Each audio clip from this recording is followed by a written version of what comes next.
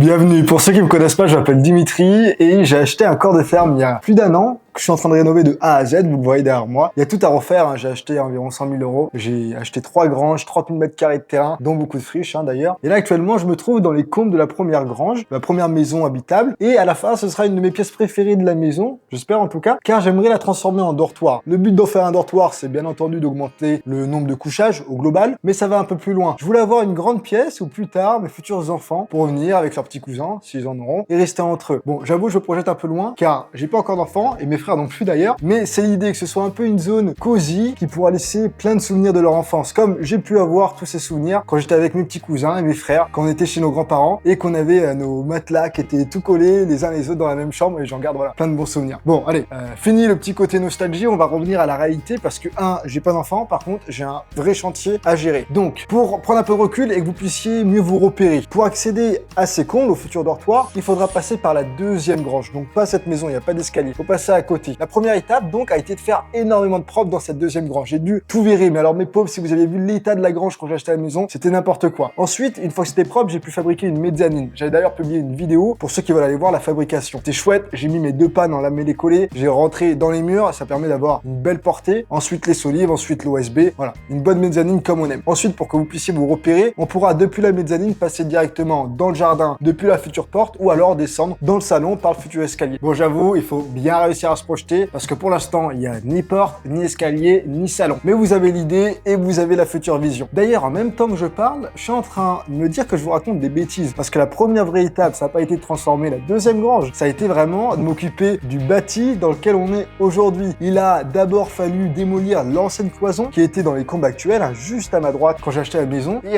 je vais vous mettre une petite vidéo d'ailleurs qui date d'il y a plus d'1 an quand j'ai acheté la maison. Ça fera un petit flashback parce que je pense que vous allez vraiment rire et vous allez comprendre pourquoi est-ce qu'il y avait cette cloison à cet endroit précis. Ok les gars, je vais vous montrer quelque chose qui va vous faire rire. Hop, je monte dans les combles puisque je vais devoir démonter cette petite ossature juste ici. Et je vais vous expliquer à quoi ça servait. À l'époque, le fils du propriétaire auquel j'ai racheté ce corps de ferme, il venait dormir ici l'hiver quand il faisait trop froid. Il s'était fait une petite cloison. Donc voilà, c'est juste des montants et des panneaux d'OSB. Et au fait, ça venait faire une petite chambre. Et comme il y avait le collet de cheminée qui passait ici, avec le rayonnement, cette pièce était plus chaude que les autres parties de la maison. Donc voilà, c'était sa petite chambre. Vous voyez, c'était pas le grand luxe. Hop, à l'époque, on ne vivait pas comme aujourd'hui. Donc je vais casser tout ça, parce qu'il faut que je fasse de la place pour ensuite aménager les combles. Bon, il était malin, l'ancien, hein. En tout cas, plus je retourne en arrière, et plus je me dis que le boulot qui a été nécessaire pour arriver jusqu'à maintenant, comme vous voyez les combles, a été quand même assez important. Puisque une fois que la cloison a été démontée, il a également fallu reprendre toute la charpente pour la redresser et refaire toute la couverture. Car 1, les tuiles avaient gelé, et 2, les lithos, c'était plus vraiment des lithos. Donc je vais vous laisser quelques images, et vous allez, je pense, bien apprécier l'ensemble de la rénovation pour qu'on puisse arriver jusqu'à maintenant, comme vous voyez les combles actuellement.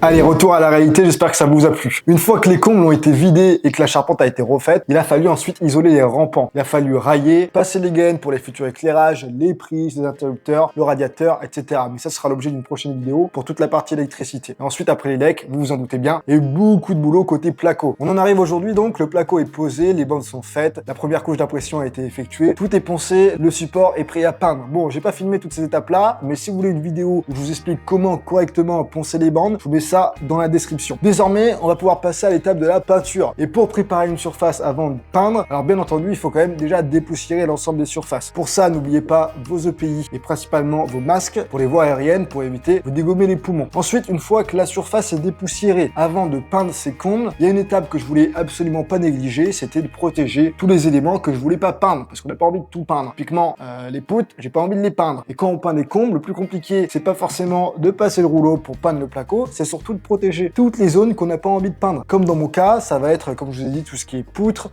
tout ce qui est Velux, fenêtre, le mur pignon que j'ai envie de peindre dans une autre couleur pour un peu plus de contraste. Donc pour protéger tous ces éléments-là, j'ai eu la chance de collaborer avec la marque Scotch de chez 3M qui sponsorise cette vidéo et j'ai pu utiliser leur nouveau ruban de masquage Scotch Blue Pro Sharp qu'ils appellent aussi Scotch Blue Pro Finition Parfaite. L'intérêt, vous vous en doutez, c'est d'obtenir des lignes de peinture nettes et de limiter les retouches à la fin. J'ai donc pu poser le ruban sur toutes les zones à protéger, notamment autour de ma fenêtre au niveau du mur pignon, du Velux. Et un des avantages avec le ruban de masquage Pro Finition Parfaite, c'est qu'on peut le positionner et le repositionner si besoin avant d'appuyer définitivement. Ensuite, quand il est au bon endroit, il faut vraiment bien presser le ruban sur toute la longueur pour assurer une bonne adhérence et un beau résultat final. Alors vraiment, n'hésitez pas à bien appuyer. Ensuite, il faut laisser monter un peu en pression le scotch pendant 30 à 60 minutes avant de peindre. C'est l'idéal et c'est les recommandations. Et après la peinture, il faudrait attendre que la peinture soit sèche au toucher. Donc ça dépend des peintures, mais généralement, il faut compter à environ 30 minutes à 2 heures avec les peintures que j'utilise. Et ensuite, il faut retirer doucement le ruban en le repliant sur lui-même avec un angle d'environ 45 degrés. Et c'est vraiment à ce moment-là qu'on voit si la préparation a été bien faite. Donc l'objectif, vous vous en doutez encore une fois, c'est d'avoir des lignes propres, nettes, sans bavure, autour de toutes les zones que je voulais protéger. Donc si jamais vous avez un projet de peinture à la maison et que vous voulez une finition propre du premier coup, je vous mets le lien vers le ruban de masquage Scotch Blue Pro Sharp dans la description et je pense que vous aurez de très bons résultats. Allez, je prends un peu de recul. De mon côté, je vais avoir besoin de peindre tous les combes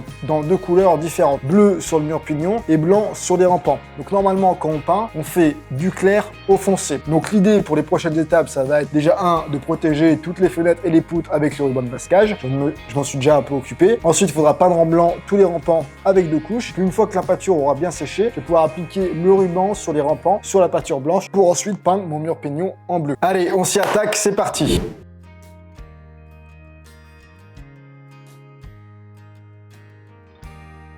Au niveau peinture, j'ai utilisé la sous-couche universelle de chez V33 pour faire mon impression partout au niveau du placo. Et au niveau de la peinture, au niveau des 2 rampants, je vais utiliser la peinture Blanc Perfection, toujours de chez V33, en aspect velours. Avec ça, normalement, je devrais être tranquille. Je suis équipé complet 3M pour ce chantier. Les lunettes de protection, puisque bon, quand on peint en rouleau, il y a pas mal de projections. Et si on peut éviter d'en avoir dans les yeux, c'est toujours mieux. Et également, alors ça, c'est vraiment plus pour le plaisir, le casque auditif qui fait non seulement protection auditive, alors là j'en ai pas vraiment besoin pour peindre.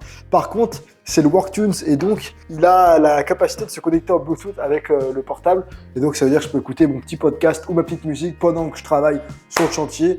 Et ça j'adore. Allez, c'est tout pour moi, on attaque.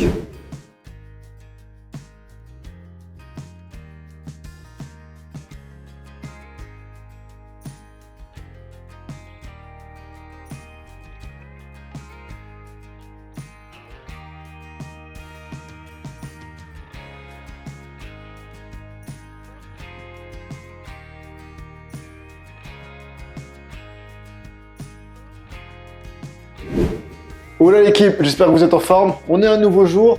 La peinture blanche au niveau des 2 rampants a pu sécher. Là, la prochaine étape, ça va être de peindre en bleu le mur pignon. Donc pour ça, on va bien sûr protéger les 2 rampants. Donc je vais mettre du ruban de masquage au niveau de la jonction entre les rampants et le mur pignon. Comme ça, une fois que ce sera bien protégé, je pourrai peindre en bleu le mur pignon et on sera pas loin de la vérité après. Hein, allez, let's go.